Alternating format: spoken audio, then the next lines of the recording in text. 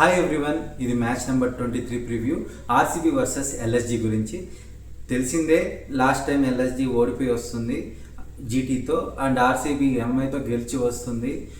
ఈ ఐపీఎల్లో highest score 250 and 240 కొట్టిన ఆర్సీబీతో ఎల్ఎస్జీ ఎలా పోరాడుతుందో చూడాలి. ఎల్ఎస్జీలో బౌలింగ్ అటాక్ సూపర్ ఉందండి.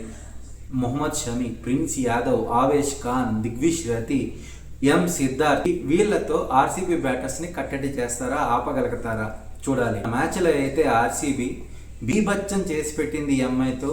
రజత్ పట్టిదార్ కానీ దేవదూత్ పట్కల్ లాస్ట్ మ్యాచ్ ఆడలేదు, ఎందుకు దింపలేదో కూడా తెలియదు.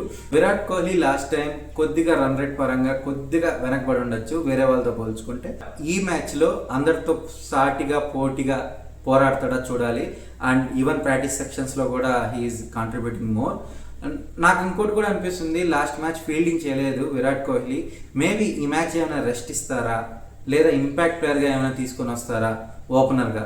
నాకైతే అనిపిస్తుంది ఒకవేళ ఏమైనా విరాట్ కోహ్లీకి రెస్ట్ ఇచ్చినా ఏం పర్వాలేదండి, మంచి టీమే. విరాట్ కోహ్లీ రెస్ట్ తీసుకున్నా జాకబ్ బిత్తల్ని తీసుకొని రావచ్చు ఓపెనర్గా, రోమరియో షఫోర్డ్ని కింద పెట్టి. అండ్ లాస్ట్ మ్యాచ్ హాజల్వుడ్ని ఆడించకుండా డఫీని ఆడించారు. ఈ మ్యాచ్ ఏమైనా హాజల్వుడ్కి ఛాన్సెస్ ఉన్నాయా? అండ్ ఆల్సో ఆర్సీబీలో రసిక్ అసలాం ఎవరైతే ఇంపాక్ట్ ప్లేయర్గా వచ్చి బ్రిలియంట్ బౌలింగ్ చేశాడో లాస్ట్ మ్యాచ్ ఇంజురీ అయింది.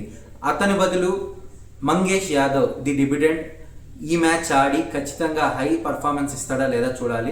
అండ్ మంగేష్ యాదవ్కి ఛాన్స్ వస్తే మాత్రం నేను అదే రూట్ చేస్తున్నా. లాస్ట్ మ్యాచ్ చూసాం, ఎస్ఆర్హెచ్లో ప్రఫుల్ హింజే అండ్ షకీబ్ హుసేన్ ఎలా పర్ఫామ్ చేశారో అలా మంగేష్ యాదవ్ కూడా పర్ఫామ్ చేస్తాడా అని చూడాలని ఉంది. అండ్ మంగేష్ యాదవ్కి ఛాన్స్ వస్తే మాత్రం. అండ్ ఈవెన్ మనకు తెలిసిందే ఎల్ఎస్జీలో ఓపెనర్స్ ఎవరని, మిచెల్ మార్ష్ అండ్ ఎడిన్ మాక్రమ్. తెలిసిందే ఆర్సీబీ గ్రౌండ్ అనేది చిన్నస్వామి గౌడ్ ఎంత చిన్నదో అని తెలిసిందే. అక్కడ వాళ్ళ విధ్వంసం అనేది ఎలా ఉంటుందో నేను చూడాలనుకుంటున్నా. And Rishabh Pant last time ఆర్సీబీతో ఆడినప్పుడు సెంచరీ చేసి పల్టీ కొట్టాడు. ఈ మ్యాచ్తో ఏమైనా సెంచరీ లోడింగ్గా చూడాలి రిషబ్ పంత్ది. అండ్ నేను ఇంకా ఎక్స్పెక్ట్ చేస్తున్నా నికోలస్ పురాన్. అసలు ఈ ఐపీఎల్లో తన ఫామ్ అంటూ ఏమీ లేదు. నేను ఎక్స్పెక్టింగ్ నికోలస్ పురాన్ నుండి గుడ్ నాక్ అనేది ఎక్స్పెక్ట్ చేస్తున్నా. అండ్ ఆయుష్ బద్దన్ గురించి తెలిసిందే, ఏ బాల్ వేసినా ఎక్కడ వేసినా బౌండరీ కొట్టడం మాత్రం ఖాయం. చాలా మంచి ఫామ్ లో ఉన్నాడు. ఇక్కడ నేను ఇంకోటి చూడాలనుకుంటున్నా, Philip Salt and Rajat Patidar అదే ఫామ్ లో ఆడతారా?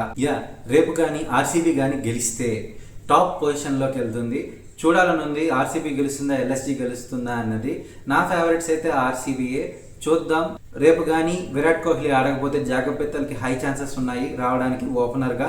అండ్ ఆల్సో ఇంపాక్ట్ ప్లేయర్గా రసిక్ అసలాం బదులు మంగేష్ యాదవ్ రావచ్చు. ఎందుకంటే రసిక్ అసలాం ఈ గాట్ ఇంజురీ లాస్ట్ మ్యాచ్. ఎల్ఎస్జీలో ఏదైనా మార్పులు చేస్తారు అంటే నాకు ఒకటి కన్సర్న్ ఉంది. ఒకవేళ మిచెల్ మార్ష్నైనా ఎడిన్ మాక్రమ్ ఎవరినైనా కూర్చొని పెట్టి మాథ్యూ బ్రిడ్జ్కేకి ఏమైనా ఛాన్స్ ఇస్తారా అని చూడాలని ఉంది.